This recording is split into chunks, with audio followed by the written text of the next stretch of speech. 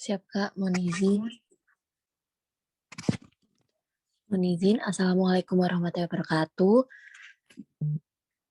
Selamat malam, salam sejahtera bagi kita semua. Pada hari ini, Minggu tanggal 20 Februari 2022, akan diadakan agenda dengan runtutan acara. Yang pertama, penyampaian hasil proposal oleh Taruna Nuriza. Yang kedua, pertanyaan, sanggahan, dan saran oleh alumni. Yang ketiga, dilanjutkan laporan pendidikan terkait progres PKL. Untuk mempersingkat waktu, silakan Taruna Nuriza untuk menyampaikan hasil proposalnya. Siap, Pak. Terima kasih atas waktu yang telah sebelumnya. Sekali lagi saya apakah ada terdengar yang jelas? Suaranya putus-putus ya. Enggak, apakah sudah jelas? Oke, stabil, silakan.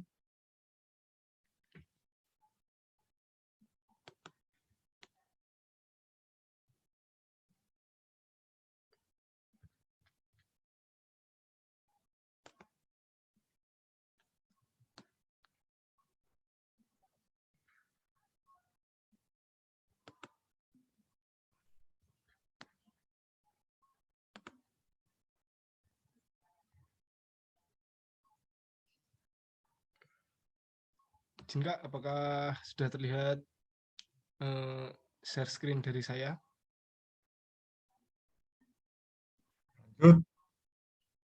Sudah. Sudah. Bismillahirrahmanirrahim. Assalamualaikum warahmatullahi wabarakatuh. Waalaikumsalam warahmatullahi wabarakatuh. Izin memperkenalkan diri, nama Taruna Dewasa Nuriza Difatoni, nomor induk Taruna 2019-2042, asal prodi dari Teknologi Elektro Perkeretaapian 3B. Pada kesempatan kali ini, saya akan memaparkan presentasi tentang proposal yang akan saya angkat dengan judul Sistem Manajemen Baterai dengan mempertimbangkan State of Charge dengan metode Adaptive Modified Column Count.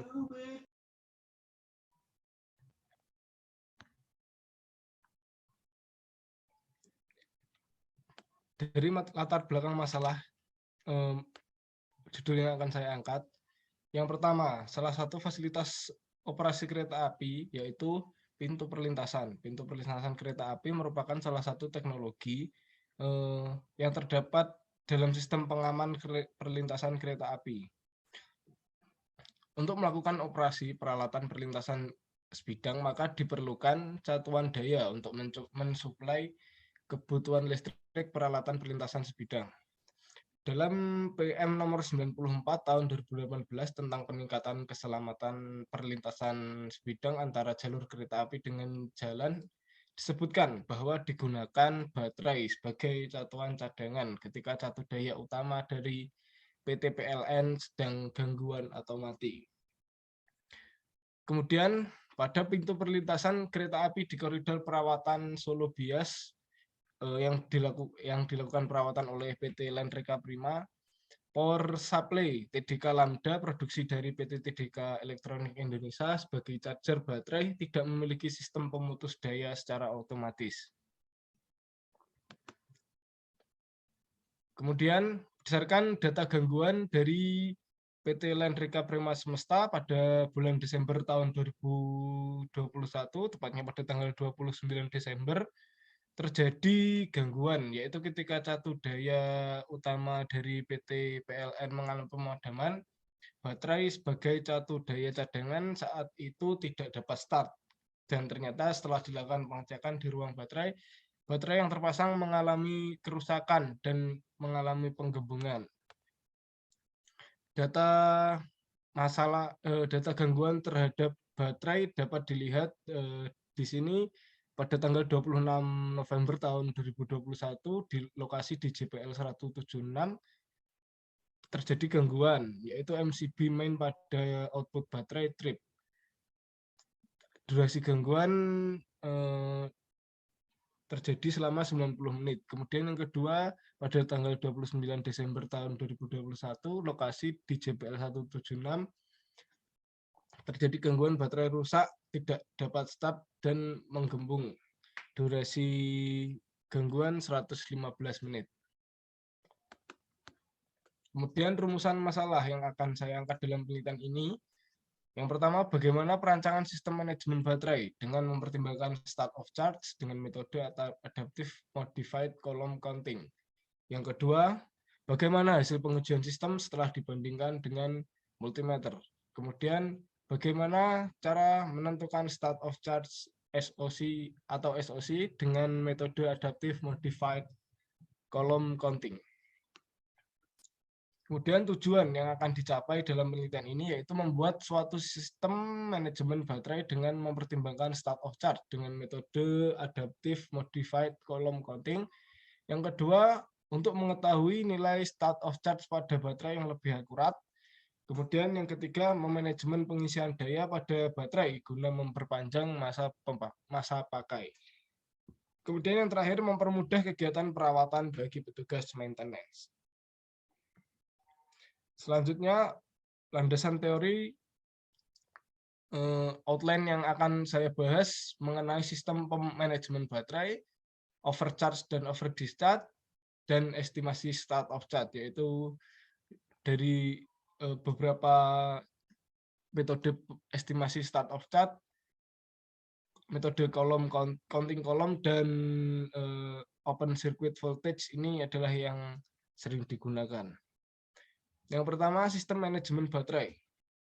Sistem manajemen baterai atau biasa disingkat BMS itu merupakan sebuah perangkat elektronik untuk mengelola pengisian ulang baterai, memantau keadaan baterai, menghitung data sekunder, melaporkan data baterai, melindungi baterai, mengatur kondisi di sekitar baterai, atau menjaga keseimbangan baterai. BMS ini akan berlaku sebagai pusat kontrol lalu lintas arus yang keluar dan masuk dari baterai. Jadi dalam diagram blok di samping ini semua lalu lintas daya yang masuk atau keluar dari baterai dikelola oleh BMS, baik daya yang masuk dari charger ataupun yang keluar menuju beban. Kemudian overcharge dan overdischarge. Overcharge atau kelebihan pengisian merupakan kondisi di mana pengisian sudah melewati waktu yang diperlukan untuk mengisi baterai, atau pengisian baterai sudah mencapai kapasitas dan kapasitas sudah berlebihan. Kemudian yang kedua, overdischarge atau kelebihan pemakaian. Overdischarge atau kelebihan pemakaian ini merupakan kondisi di mana baterai terus-menerus dipakai hingga melewati batas yang disarankan atau sampai habis. Kedua kondisi di atas merupakan kondisi yang sering terjadi, sama-sama berakibat pada rusaknya baterai atau berkurangnya masa pakai baterai dari yang seharusnya. Jadi intinya keadaan overcharge atau overdischarge itu dapat mengakibatkan rusaknya baterai atau berkurangnya masa baterai. Overcharge yang terjadi karena kelebihan kapasitas melebihi kapasitas aslinya, dan overdischarge merupakan penggunaan yang sampai habis atau yang melewati batas yang disarankan. Kemudian estimasi state of charge dengan metode counting column. Metode ini menjadi salah satu hal penting dalam aplikasi baterai dalam renewable energy. Estimasi nilai SOC yang tepat itu dapat mencegah sistem mengalami gangguan dan mencegah baterai dari keadaan overcharge atau overdischarge yang dapat membuat kerusakan permanen pada baterai. Seperti yang telah dijelaskan pada overcharge dan overdischarge tadi, keadaan itu dapat membuat kerusakan. Pada metode ini baterai dihitung dengan menghitung nilai SOC atau state of charge baterai ini dihitung dengan cara menghitung kolom atau muatan listrik yang masuk atau keluar melalui baterai. Arus listrik dihasilkan dari sejumlah muatan ya listrik yang bergerak pada satuan waktu tertentu atau dalam second.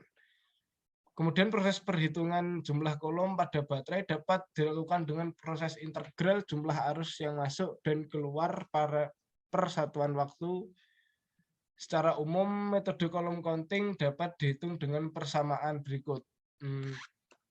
I sama dengan dq per dt, dengan I adalah arus dan Q adalah muatan listrik atau kolom. Q integral I dt, T0 sampai T. Di sini Q adalah kolom atau satuan muatan listrik dengan rumus persamaan akhir SOC T sama dengan SOC T0 min 1 per Cn integral I dt T0 sampai T. Di sini SOC T adalah SOC terkini dan SOC T0 adalah SOC sebelum dilakukan pengisian. Kemudian Cn adalah kapasitas maksimal. Dalam penelitian ini, proses pengisian listrik atau kolom dilakukan dengan mengintegralkan jumlah arus yang masuk karena diuji dalam keadaan pengisian. Kemudian estimasi state of charge atau SOC dengan metode open circuit voltage. Perhitungan SOC dengan menggunakan metode open circuit voltage dapat dilakukan dengan mengukur nilai tegangan baterai saat keadaan open circuit atau tanpa beban. Kondisi awal baterai juga diperlukan untuk menentukan pengujian hubungan nilai SOC dengan metode open circuit voltage. Metode ini cukup efektif menentukan estimasi nilai SOC pada baterai. Namun harus mempertimbangkan rest period pada baterai. Pada penerapannya untuk mendapatkan nilai open circuit voltage yang stabil, baterai memerlukan 30 menit sampai 2 jam rentang waktu di mana tidak menerima arus atau memberikan arus yang disebut dengan rest period atau harus diberikan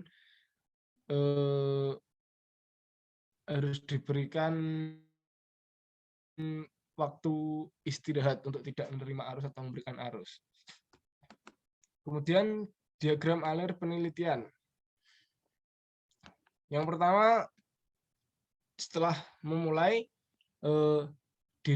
mengidentifikasikan masalah, kemudian studi literatur, pengumpulan data primer, data sekunder, kemudian pembuatan perangkat keras dan perangkat di sini pembuatan perangkat keras, kemudian instalasi sistem, kemudian pengujian sistem manajemen baterai. Apakah berhasil? Ketika tidak berhasil, dilakukan instalasi sistem lagi. Kemudian ketika berhasil, dilakukan analisis data, dan selesai. Kemudian data primer yang akan dianalisis. Yang pertama, terhadap pengujian sensor. Pengujian sensor dilakukan terhadap sensor tegangan, sensor arus, dan sensor suhu. Pada pengujian sensor ini dilakukan dengan membandingkan nilai sensor yang tampil pada hasil deteksi dengan pengukuran secara manual, yaitu sensor arus dan sensor tegangan menggunakan multimeter dan sensor suhu menggunakan termometer. Kemudian pengujian pengisian ini akan dilakukan dengan pendataan tegangan dan arus ketika dilakukan pengisian terhadap waktu tertentu. Kemudian pengujian koneksi serial untuk menguji koneksi antara Arduino dengan PC.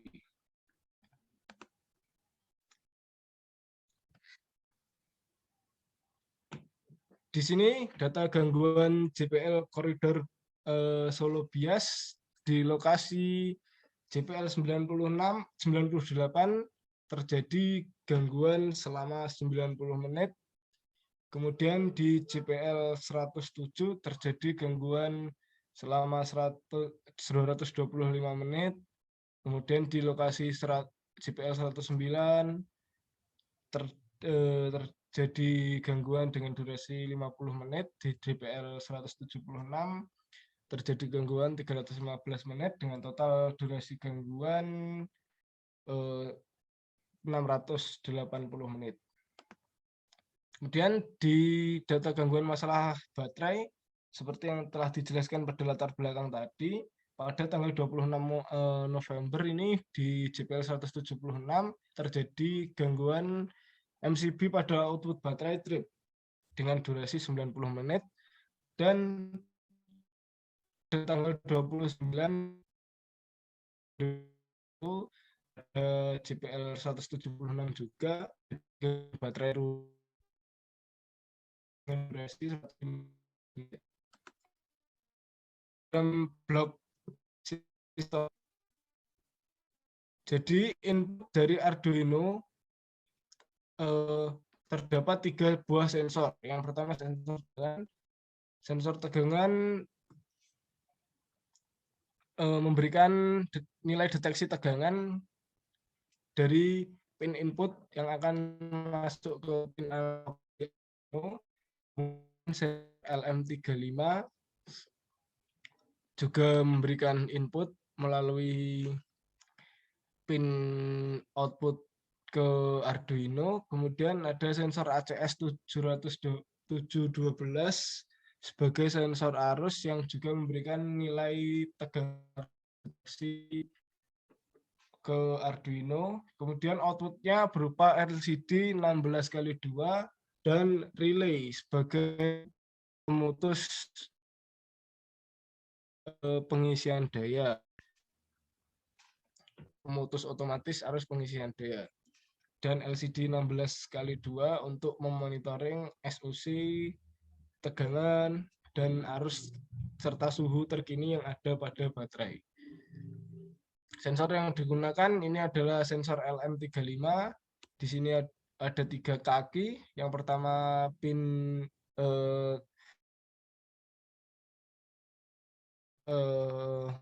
sensor sendiri. Ini rentangnya 3 sampai 5,5 volt tegangan operasinya. Kemudian ada analog output ini memberikan tegangan referensi untuk menentukan suhu dengan perubahan 10 mV per derajat Celcius. Jadi setiap penambahan 1 derajat Celcius akan bertambah referensi outputnya ke Arduino. Kemudian di sini ada sensor tegangan dengan prinsip pembagi tegangan melalui resistor.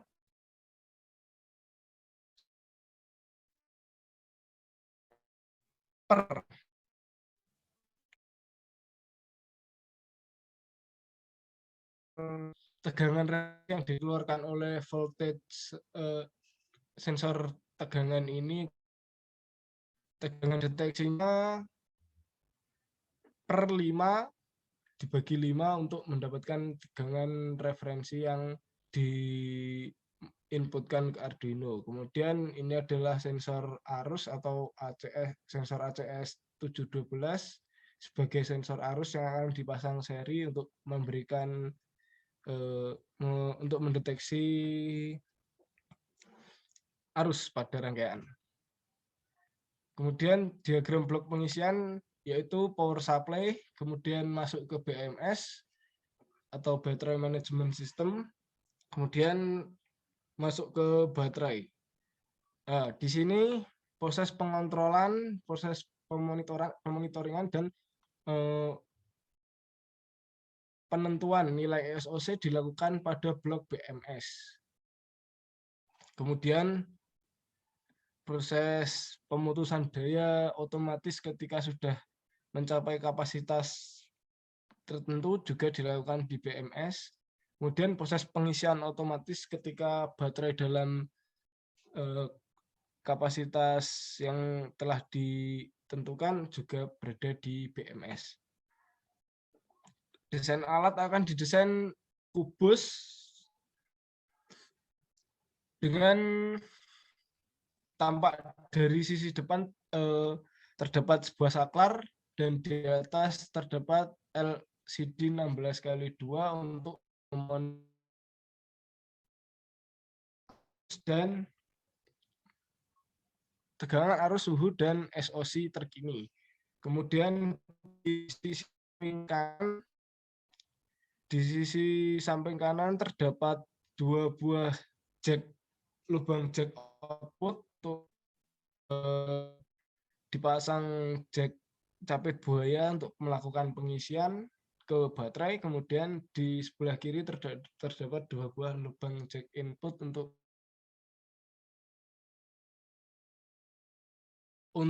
input tegangan pengisian dari power supply.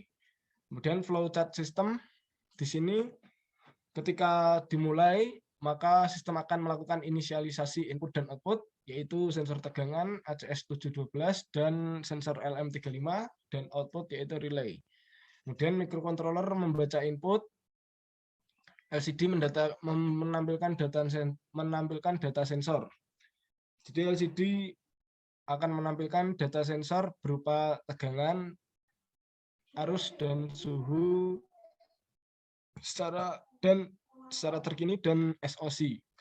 Kemudian SOC kurang dari 20%, jika ya maka relay akan hack melakukan pengisian, dan jika tidak maka ke desisi selanjutnya yaitu SOC lebih dari 99%. Ketika iya maka relay akan low, yaitu pengisian akan terputus, dan jika tidak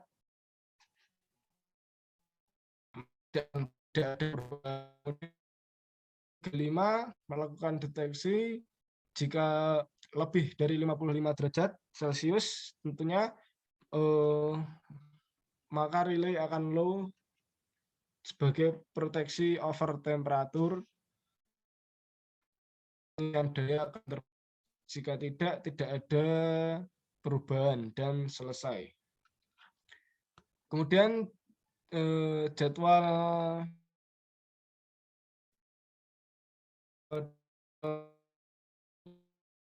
yang pertama usulan dilakukan di minggu pertama dan kedua Februari, kemudian persiapan seminar dilakukan di minggu ketiga Februari, seminar proposal dilakukan di minggu keempat Februari, pembelian material dilakukan awal Maret di minggu pertama dan kedua, kemudian perancangan alat dilakukan di minggu ketiga Maret sampai akhir April di minggu keempat, kemudian melakukan uji coba dan pengukuran dilakukan di minggu pertama sampai minggu ketiga Mei, penulisan laporan akhir dilakukan di minggu keempat Mei sampai minggu kedua Juni, dilakukan bimbingan dan revisi pada minggu ketiga Juni sampai minggu pertama Juli. Pengajuan sidang akhir dilakukan di pertengahan Juli, kemudian sidang akhir dilakukan di akhir Juli dan revisi juga dilakukan di akhir Juli.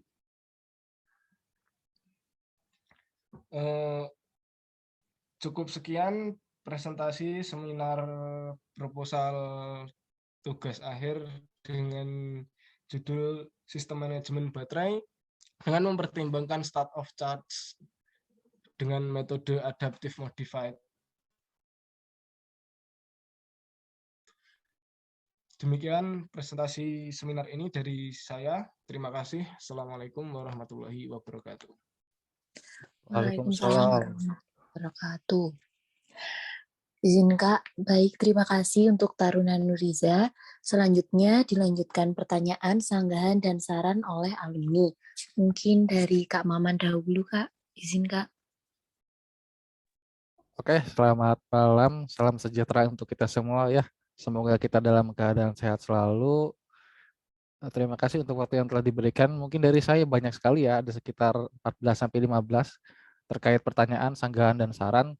Baik itu dari segi teknis maupun dari segi penulisan ya, mungkin Dari Nuriza ini mungkin belum menyampaikan ya format draft proposalnya yang dalam bentuk PDF atau Word. Oke, mungkin sambil di-share screen lagi ya, Riza, biar teman-teman alumni juga bisa menyimak ulang. Siap, Kak. Pertanyaan pertama ya, untuk itu nanti harus didistribusikan jumlah JPL di bias itu berapa sih? Jadi harus jelas ya, maksudnya di bias itu misalnya ada 4 JPL ya, sebutkan 4. Kalau nggak salah belum ya, sudah dicantumkan belum tadi? Ini terkait penulisan terlebih dahulu sih.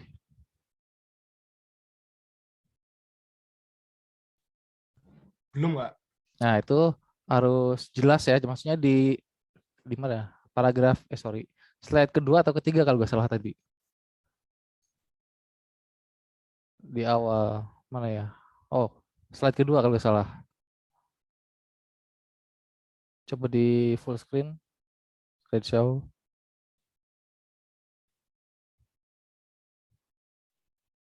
Nah, itu ya, sebelah kanan.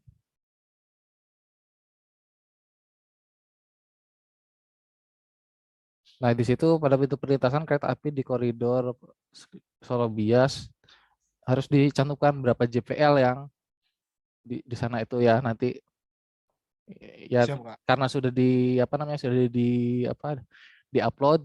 Kalau dari pengujinya tidak ada komen seperti itu ya alhamdulillah, cuma nanti untuk perbaikan lebih baiknya itu dicantumkan lebih jelas. Terus yang kedua, ini perlu dijelaskan lagi ya, untuk periode gangguannya itu periodenya kapan. Tadi kan ada tabel berapa ya?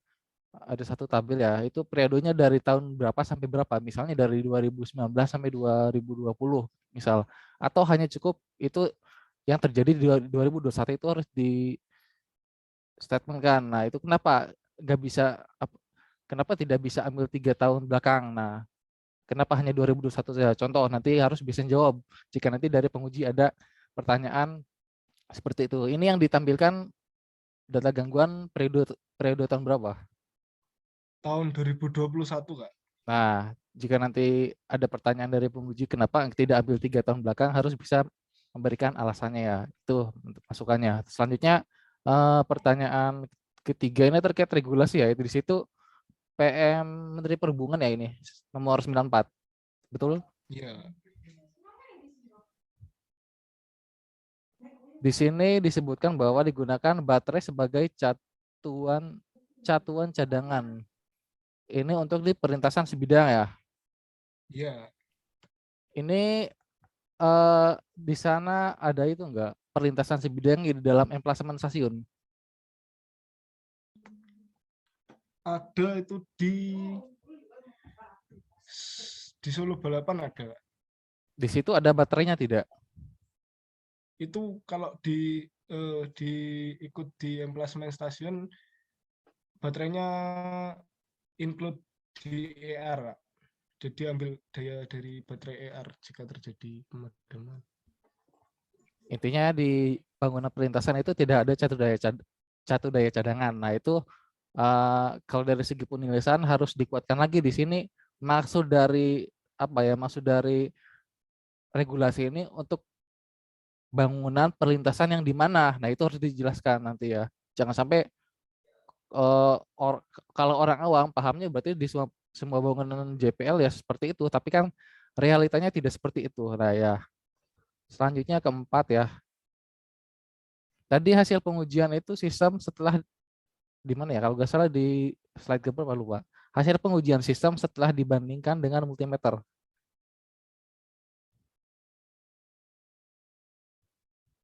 Nah itu di rumusan masalah kalau nggak salah, atau di mana ya? Kalau nggak salah di rumusan masalah. Nah, bagaimana hasil pengujian sistem setelah dibandingkan dengan multimeter? Pengujiannya itu dalam arti apa nih? Metode yang digunakan gimana pengujiannya itu? Kenapa dibandingkan dengan Sebenarnya multimeter? ini kesalahan penulisan, Kak. Sebenarnya pengujian sensor, Kak. kan 3 parameter yang diuji dari pengujian tadi, pengujian pengisian, pengujian sensor, dan pengujian koneksi. Ya, itu di pengujian sensor asli perbandingan pada eh, pengukuran asli di multimeter dan termometer. Termometer. Untuk untuk sensor LM35-nya.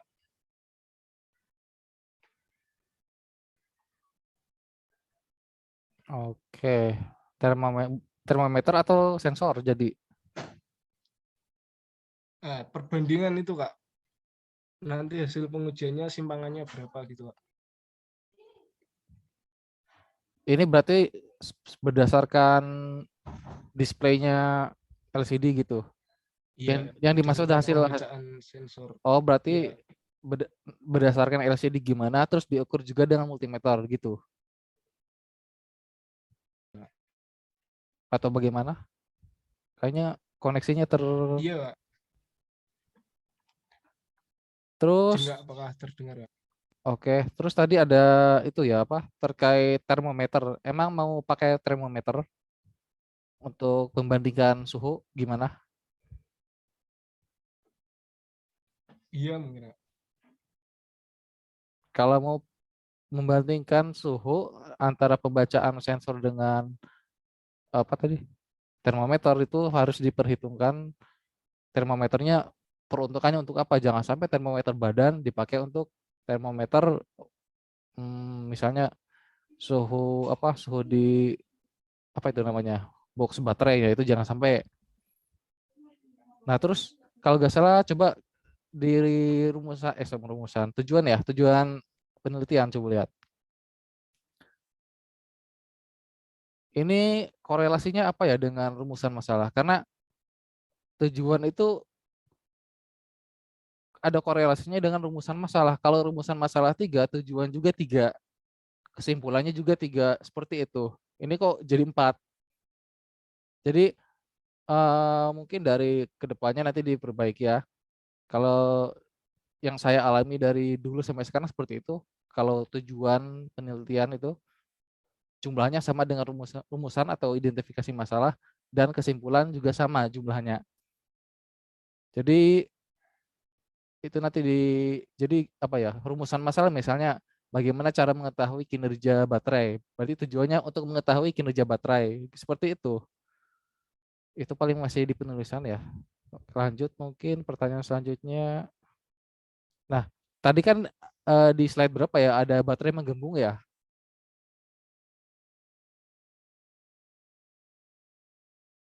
Perlu di perlu di apa ya perlu di prepare aja dipersiapkan.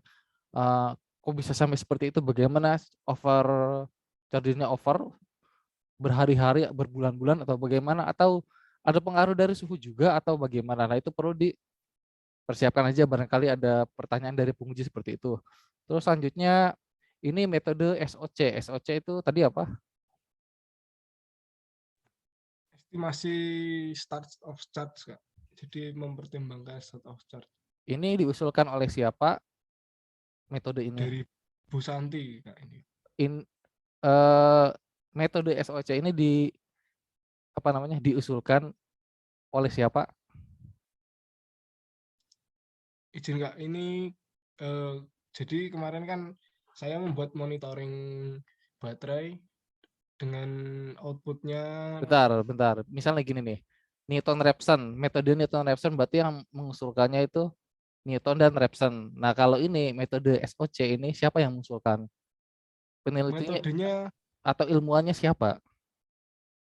adaptive modified column counting ini, Kak. Nah, izin menjawab. Jadi sebenarnya yang sering dilakukan untuk mengestimasi start of charge itu metode column counting. Nah, metode adaptive modified ini saya juga belum terlalu paham. Oh, berarti Ini SOC itu bukan metode ya? bukan Semacam apa itu? Perhitungan atau rumus? parameter, Kak. Parameter. Oke. Kalau metode adaptif modified column counting ini yang mengusulkan siapa? Siapa yang Nah, kan bahkan kan itu gini, saya cari-cari genetik algoritma kan ada yang mencetusnya siapa? Genetik algoritma, terus algoritma apa? Algoritma serigala, banyak algoritma itu ya untuk di tenaga listrik. Nah ini kalau metode adaptif modified column counting, siapa yang mengusulkan pertama kali itu? Harus tahu, pas gak mungkin gak ada yang mencetuskan. Yang pertama kali pasti ada.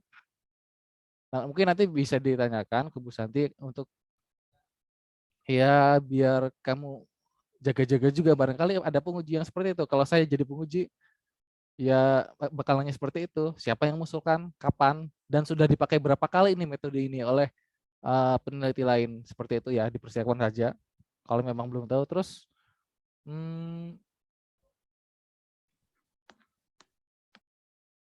baterainya nanti gimana? Baterai beneran atau baterai dengan 5 volt pengujiannya? di proposalnya saya menggunakan baterai 12 volt 7Ah, Kak. Itu baterai beli atau minjem atau bagaimana? Beli, Kak. Objek mereknya apa? Hmm, saya lihat kemarin saya cantumkan di Kenapa tidak pakai baterai yang di lapangan? Itu pertanyaannya. izin, Kak. Bentar ya. Pertanyaan pertama itu kenapa tidak pakai baterai yang di lapangan? Sedangkan yang di lapangan itu kalau di kalau nggak salah di JPL itu paling rendah itu 98 Ah. Malah kalau nggak salah 108 Ah kalau nggak salah ya yang di JPL itu. Terus Iya, eh, yang kamu mau pakai itu berapa tadi? 7 Ah atau berapa? iya 7Ah, Nah, Kak. 7 Ah. Kan jauh sekali. Ini apa ya? Harus apa ya bahasanya itu? Bahasa mudahnya itu bagaimana metode apa ya? Begini, bagaimana penelitianmu ini bisa diterapkan untuk keadaan yang sebenarnya 7Ah dan 108Ah harusnya kan beda. Walaupun tegangannya sama tapi pasti ada beberapa parameter yang berbeda. Nah, itu bagaimana? Alasannya kenapa?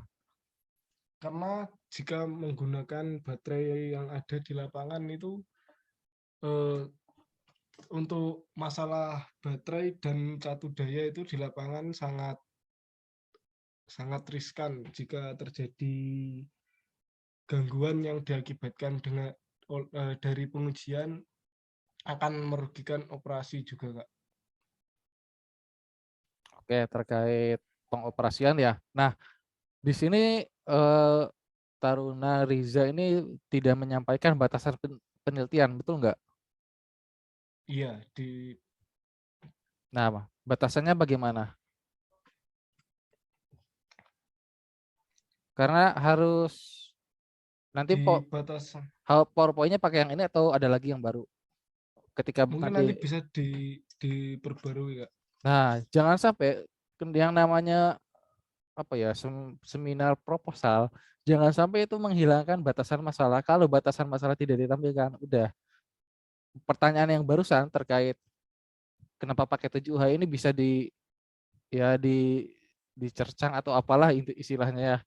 Itu harus disampaikan batasan masalahnya apa, ya batasan masalah misalnya penelitian yang ini menggunakan baterai dengan apa tadi, dengan 12 volt berapa Ah. Nah itu bisa disampaikan di situ dan nanti penguji pun bakal tahu, oh berarti ada alasan yang logis karena ini nanti bisa disampaikan. Nah, jangan sampai batasan penelitian atau batasan masalah ini dihilangkan dalam penyampaian penyampaian presentasi nanti ya. Untuk Coba ini sementara, saya sampaikan oh ya silakan. untuk batasan masalah dari penelitian ini, maka penulis membatasi ruang lingkup, yaitu yang pertama sistem ini diuji dengan baterai lead acid Yuasa NP7 12 volt 7Ah. Yang kedua, sistem ini menggunakan microcontroller Arduino Uno. Kemudian yang ketiga, sistem ini hanya digunakan untuk memanajemen pengisian daya. Oke, nah nanti itu bisa ditambahkan kalau memang pakai presentasi file yang ini ya, batasan masalah. Selanjutnya, oke. Tadi ada pengujian terkait koneksi Arduino dengan PC ya. Iya, Mengapa dilakukan hal tersebut? Apakah PC terpasang 24 jam di bangunan JPL atau laptop? untuk ini Kak, untuk menguji koneksi serial antara Arduino dengan PC Pertanyaannya PC-nya digunakan sebagai apa?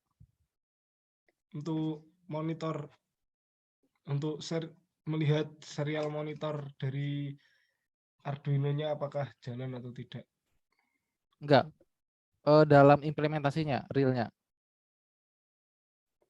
Sebenarnya saya ingin melakukan pengujian koneksi antara LCD dengan Arduino, tapi bingung bagaimana ininya memasukkannya. Nah, ini pertanyaan yang agak apa ya, agak mungkin bisa, cuman mungkin kalau yang nggak jeli ya mungkin nggak bakal ditanyakan. Ini PC, apa laptop atau PC-nya nggak digunakan, hanya digunakan untuk mengetahui koneksi apa serialnya doang. Maksudnya gini, data-data itu ditampilkan di laptop atau di LCD. Di LCD Kak. Nah, kenapa bisa sampai apa dilakukan pengujinya melalui PC atau laptop itu?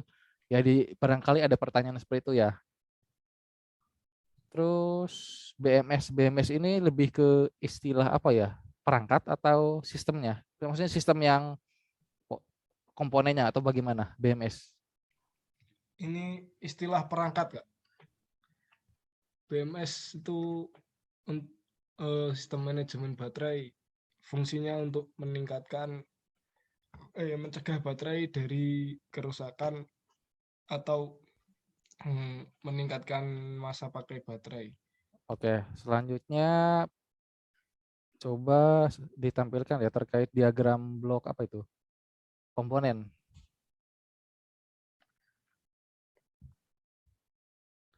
Supply dayanya itu berapa volt ya? Sorry, supply tegangannya berapa volt? 220 atau 24 atau 12? Supply untuk pengisiannya Kak.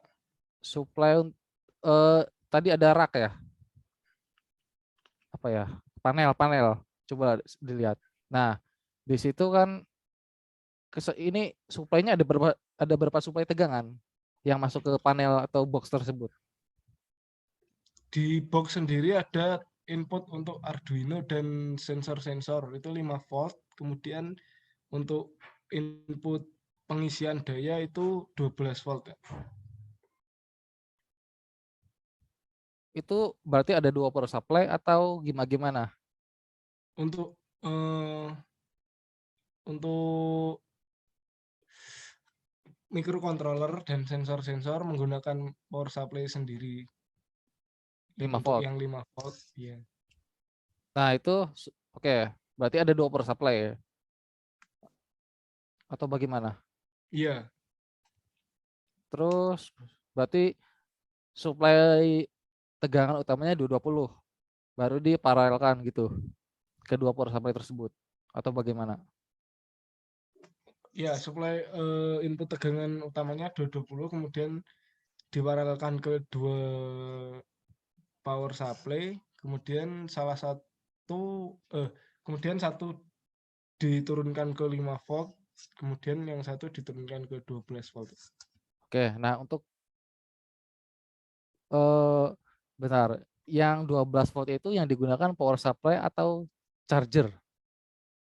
Ya, power supply sebagai charger, Kak. Nggak bisa sih, nggak bisa dibilang gitu. Power supply atau charger? Charger, Kak. Charger. Mereknya apa? Yang akan dibeli itu? Untuk chargernya, Kak. Ya, yang 12 volt. Belum tahu, Kak. Karena Belum. yang saya tahu Lambda itu bukan charger. Lambda TDK itu dia itu ya power supply biasa, bukan untuk charger baterai sebenarnya loh yang saya tahu. Nah, itu perlu diperhatikan Tapi juga. dari kemarin dari saya di itu, Kak, di petugas maintenance teknisinya LK Prima itu di lapangan menggunakan itu, Kak. Jadi tidak ada cut off otomatis ketika terjadi kapasitas yang full. Nah iya, karena ada permasalahan itu, maka untuk beberapa yang baru itu menggunakan charger yang smart DSE. DSE berapa mereknya lupa itu. Nah, itu perlu diperhitungkan juga ya terkait charger untuk yang akan dibuat itu mereknya. Terus oh ya ini terkait penulisannya, coba ke flowchart system. Nah, di sini inputnya inisialisasi ya. Inputnya ya. Outputnya apa ini? Oh nggak ada outputnya ya. Nah itu.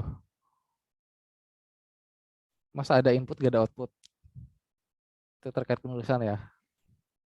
Siapa ada salah. Outputnya apa? Nah itu. Outputnya relay Kak, sama LCD itu Kak. Oke. Tapi beda Satu lagi sama coba Fox. ditampilkan di apa jadwal apa itu? Nah itu.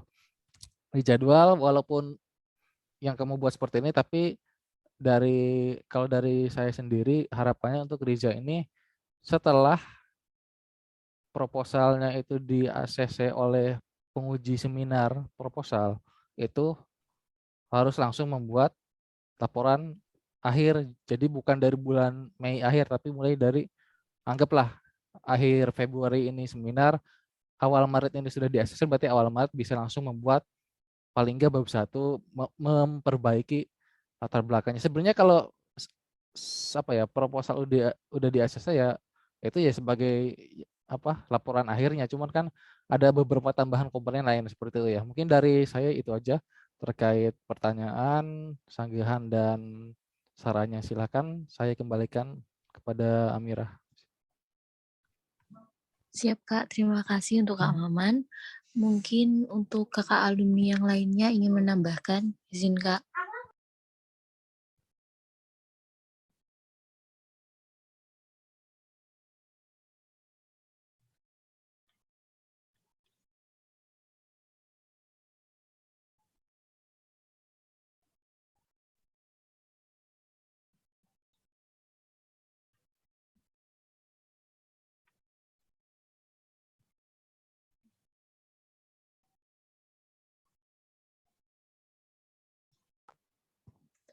Izin Kak, baik kalau tidak ada, dilanjutkan laporan pendidikan oleh Taruna Nurhiza terkait progres PKL.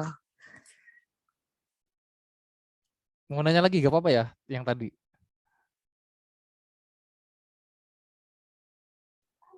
Siap Kak. Satu lagi ada yang lupa ditanyakan. Riza, halo Riza. Siapa Kak?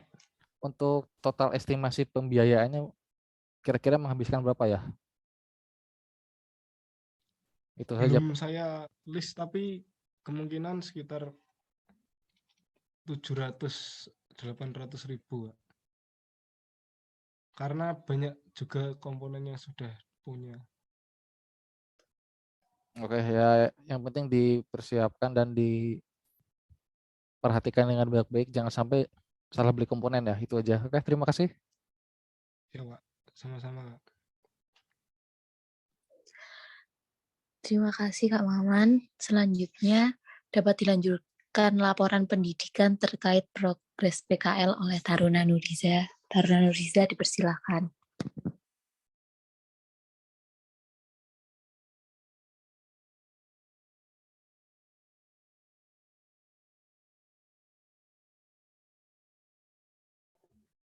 Assalamualaikum warahmatullahi wabarakatuh.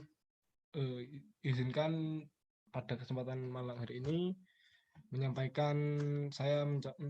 saya menyampaikan progres kegiatan praktek kerja lapangan yang sudah berjalan 1 bulan terhitung sejak tanggal 22 Januari.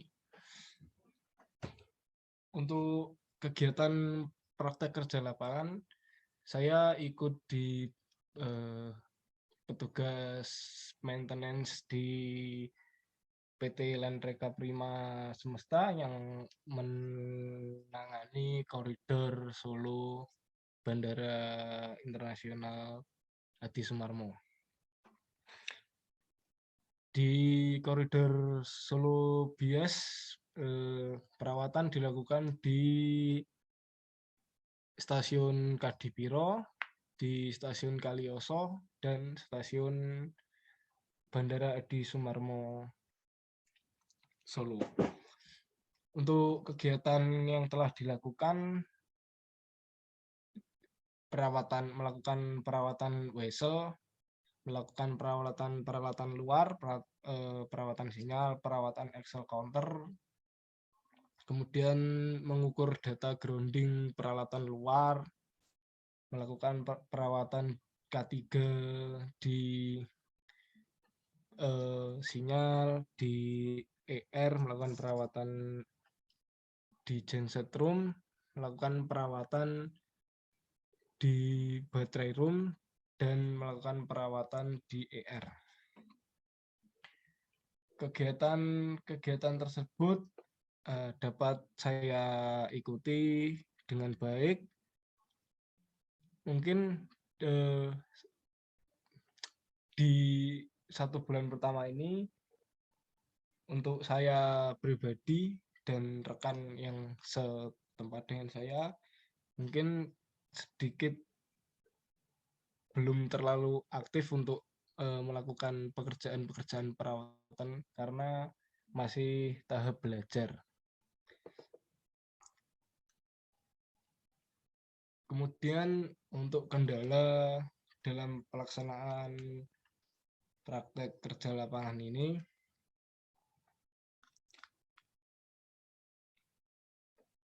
untuk kendala yang terlalu mengganggu atau sampai mengganggu proses PKL itu mungkin tidak ada. Namun kendala kecil seperti bentroknya kegiatan PKL dengan jadwal dari kampus untuk pelatihan TOEFL, untuk pengarahan tugas akhir dan lain-lain sering terjadi. Nah, itu namun dari PT Landreka Prima sendiri sudah memaklumi karena komunikasi juga baik dengan leader yang ada di site yang saya ikuti. Dari Pak Arief juga ketika ada selaku pembimbing PKL saya, itu ketika ada kegiatan dari kampus juga enak untuk ditembusi, untuk mengatur jadwalnya bagaimana agar tidak bentrok. Mungkin untuk kegiatan PKL dan kendalanya seperti itu. Di 1 bulan pertama ini terhitung tanggal 22 Januari sampai tanggal 20 Februari ini, semoga untuk selanjutnya sampai selesai tidak ada kendala. Mungkin isu-isunya sekarang sedang naik-naiknya varian Omicron ini, jadi di tempat PKL lain dari PPI Madiun yang PKL di tempat lain banyak juga yang terkena virus COVID-19 ini. Kemarin juga sempat isunya akan ditarik, tapi alhamdulillah tidak jadi, atau semoga juga tidak sampai ditarik dari kampus untuk melakukan WFH lagi. Kemudian juga sekarang sedang digalakkan protokol kesehatan di site tempat PT Landreka Prima melakukan maintenance, dan alhamdulillah juga dapat diikuti dengan baik dan tidak ada kendala. Mungkin dari saya untuk kegiatan PKL dan kendala yang dialami ketika PKL itu. Terima kasih. Assalamualaikum warahmatullahi wabarakatuh.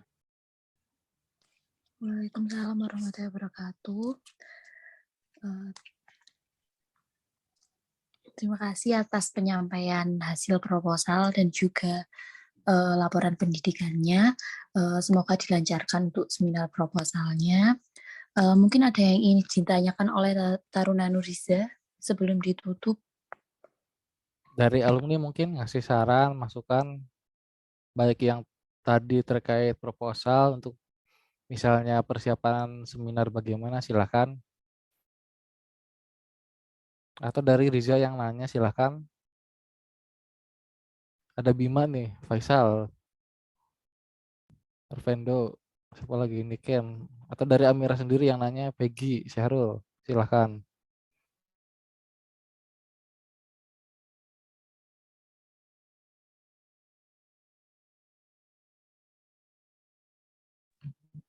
Cintanya. Jawa. Saya penasaran tentang rumus tadi itu gunakan untuk apa ya? Apa digunakan untuk menghitung nanti saat pengujian atau bagaimana? On cam. Secara dasar untuk menghitung pengujian pengisi SOC untuk menentukan parameter SOC state of charge itu dari arus, kan itu penghitungan muatan listrik kolom, Pak. Itu dihitung dari arus yang masuk per satuan waktunya per detiknya.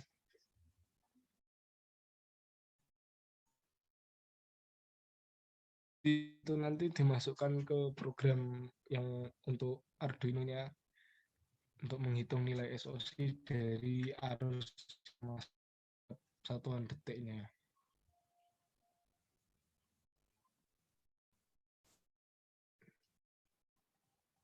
Itu, Kak. Nanti di program nanti menggunakan rumus itu ya, yang integral itu tadi. Bagaimana? Rumus itu nanti dimasukkan ke program Arduino nih ya berarti. Iya. Itu dihitung manual terlebih dahulu atau dapat hasilnya baru dimasukkan ke Arduino atau memang rumusnya dimasukkan ke program Arduino? Bagaimana itu rumus integral dalam bahasa Arduino? Kalau saya lihat di referensi itu ada penentuan SOC-nya lewat arus. Programnya itu juga ada.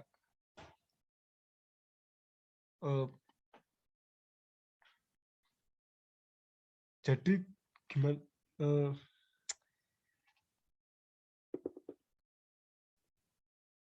Untuk rumusnya itu untuk menentukan SOC. Untuk penghitungan manualnya seperti itu.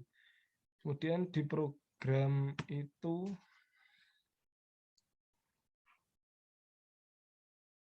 jadi,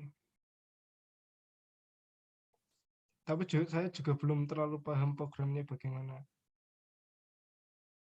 Tapi kalau rancangan saya mungkin nanti itu masuk ke programnya di Arduino. Masih bisa dipelajari lagi. Berarti itu bukan rumus untuk analisis nanti ya pada saat itu penulisan tugas akhirnya. Saat Bukan, mengolah datanya maksudnya. Berarti itu masuk ke Arduino-nya ya? Iya, masuk ke alur sistemnya.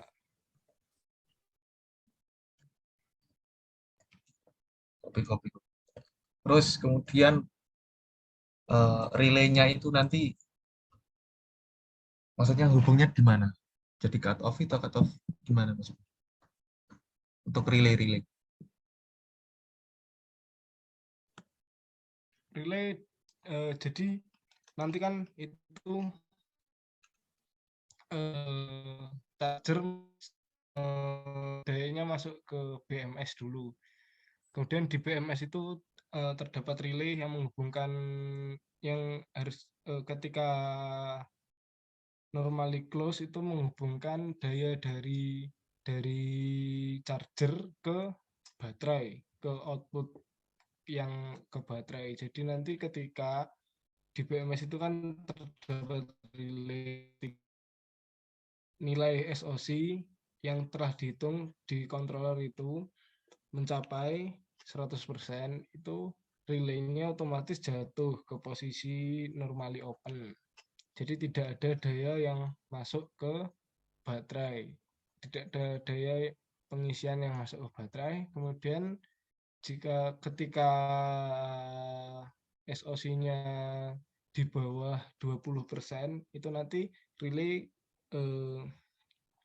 kembali switch ke posisi normally close untuk melakukan pengisian lagi.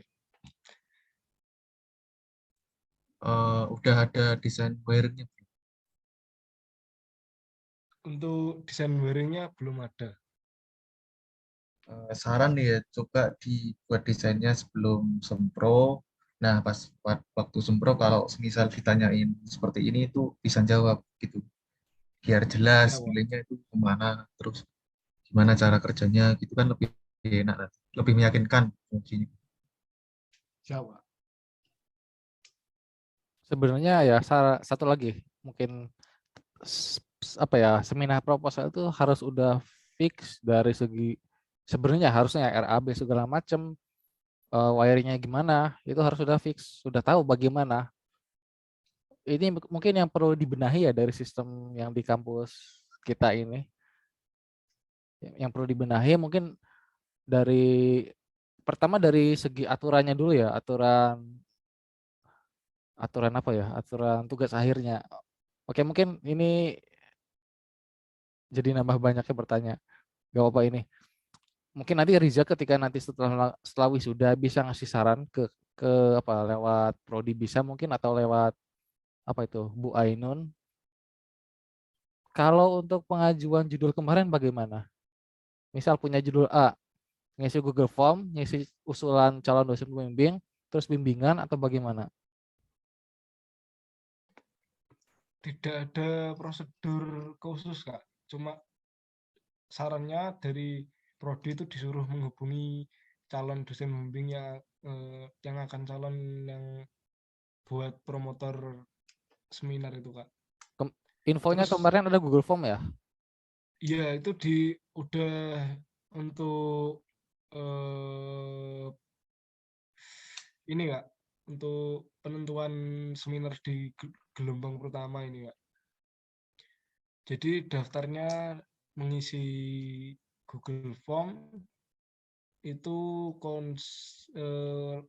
latar belakang, terus temanya sama calon dosen pembimbing, Nah, sama itu sama judul yang mau diangkat ini. ngisinya jauh sebelum hari ini kan? Iya, tapi untuk judul yang diseminarkan tidak sama dengan itu juga tidak apa-apa. Oke, Ini saya juga beda. oke. Nah ini sistemnya yang di sana yang perlu dibenahi. Terus fungsinya Google Form tersebut apa? Sempat berpikir ke sana nggak dari Riza ini? Iya, Kak. Kalau Taruna ngisi Google Form itu mungkin sebulan sebelumnya ngisi. Terus silakan cari silakan bimbingan ke yang diisi Google Form. Sedangkan calon dosennya itu nggak ACC terkait judul yang diajukan oleh Taruna. Ini sistemnya yang salah. Harusnya itu kan prodi harus nggak tahu ya. Harusnya kan ya kaprodi lah, kaprodi atau mungkin membuat disposisi apa ya, membuat kewenangan ke sekretaris prodinya. Ya kalau nggak ke prodi ya sekretaris prodinya. Harusnya kan antara dua orang ini yang ACC dari Google Form tadi. Salah satu ya anggaplah kaprodi aja. Kaprodi harusnya meng-ACC ini judulnya oke. Usulan dosen pembimbingnya misalnya sesuai ya udah silakan. Harusnya dari prodi ngasih info ke Taruna. Ngasih info ke Taruna silakan judulnya di ACC, silakan bimbingan dengan dosen tersebut. Nah, misal judulnya nggak di ACC, ya udah suruh ngajukan ulang melalui Google Form tersebut. Tapi misalnya gini, judulnya di ACC nih, judulnya di ACC terus, tapi dosennya tidak sesuai. Misal judulnya Telkom, tapi yang diajukan Pak siapa ya, Pak bukan Budara siapa? Bu Santi contoh. Itu kan nggak sesuai. Berarti kan harus diubah jadi Budara. Nah, itu nanti prodi yang menyampaikan judulnya di ASESAI, tapi silakan untuk sementara bimbingan dengan Budara. Harusnya alurnya seperti itu. Jadi kalau gini kan mending nggak usah buat Google Form, ngisi Google Form seperti itu. Jadi kayak sia-sia. Malah seharusnya ya, yang kalau dulu angkatan 3 itu 4 juga kayaknya ya, mungkin angkatan 3 4 sama angkatan 21 itu yang mengakses judul sebelum proposal ya ke prodi, bukan dosen yang kita cari diusulkan, bukan itu. Nah, nanti mungkin dari Riza ini harus ngasih apa ya, masukan lah terkait alur atau prosedur pengajuan proposal yang tahun angkatanmu ini yang bisa dibilang agak aneh lah. Dan kasihan juga, soalnya ada temanmu yang bimbingan dengan salah satu dosen, saya sebut nama aja gak apa, namanya Pak Andri. Dia ngusulin tentang power, Pak Andri malah ngasih saran apa ya terkait interlocking, kan itu galau apa ya, dia nggak paham interlocking malah suruh ganti. Nah, ini kan benar-benar ya amburadul lah sistemnya itu ya. Intinya nanti sebagai yang mengalami, kalau dari alumni hanya ngasih apa ya support, dorongan supaya Taruna sajalah yang baru lulus yang menyampaikan, jangan sampai alumni yang menyampaikan terkait prosedur di TEP ya. Kalau untuk perdilan nggak paham, yang harus dibenahi seperti itu. Silakan dari alumni alumni yang mau menyampaikan saran, usulnya atau pertanyaan. Halo, halo. Tadi untuk yang dimonitor ditampilin di LCD apa aja? Tegangan, arus, suhu, sama SOC-nya. Persentase baterainya itu ya. Iya, Nah, tadi kan 16 kali 2 itu menurutku kurang gede. Itu gimana? Maksudnya kan banyak itu parameter suhu, terus ada arus, ada SOC tadi, terus status itu tambahan ya, status baterai charger apa enggak charger gitu bisa. Itu menurutku kurang gede, itu coba eh, dibuat 20 kali 4 atau yang lebih gede monitornya, coba cari-cari aja. Menurutku kalau 16,2 kurang gede sih. siap Kak. Nanti mungkin bisa dipertimbangkan lagi. Nah ya, kalau 16,2 kekecilan, coba dicari-cari monitor yang lebih gede. Kalau syukur-syukur yang bagus yang gimana ya? Raspberry ada kan, tapi agak rumit. Ya, 20 kali 4 lah sih. Paling minimal itu. Paling mudah minimal, kalau cari yang agak besar ya agak mahal. Coba pertimbangan lagi, kalau 16,2 menurutku kekecilan. Saran sih, udah itu aja. Siap Kak. Terima kasih Kak.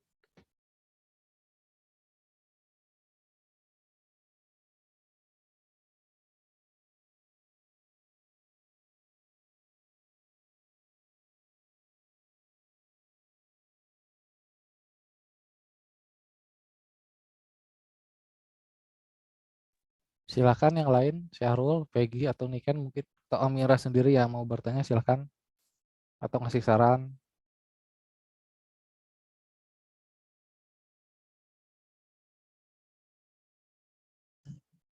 Jadwalnya hari apa sih? Per jam 9:30 ini belum ada info dari prodi. Jadi hari Senin untuk gelombang pertama, hari pertama, Harusnya di jadwal begitu Kak. Hari Senin gelombang kebiasa pertama. kalau nggak salah Tapi kebiasaan TEP kayak gitu ya dari dulu, benar nggak sih? Min 1. Hari H malah kadang baru disampaikan malah. Oh ya, nanti Ya, ya, itu. draft PDF-nya aja lah mungkin ya, atau Word-nya nggak apa-apa. Kalau PDF kirim email, tapi kalau Word jangan dikirim email, apa ya, di-upload ke Google Drive, Word ya, di-upload ke Google Siap. Drive, yang apa, yang laporan, bukan laporan, apa sih, draft proposalnya Proposalnya. ke Google Drive, terus di aksesnya komen atau editornya gak apa-apa, nanti linknya dikirim biar mungkin nanti alumni ada yang bisa ngasih saran atau nge-review lah gitu ya. Siap, Pak. Ya silakan yang lain. Cukup dari saya.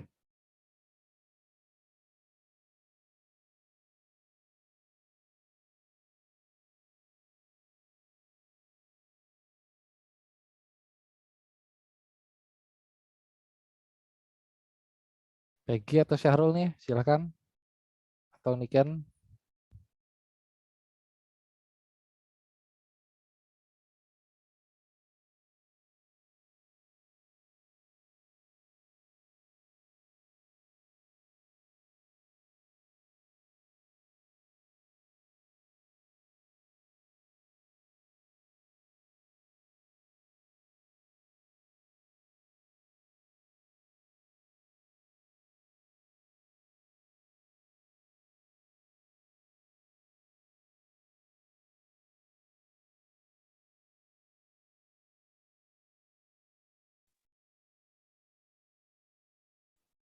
Cukup mungkin Kak.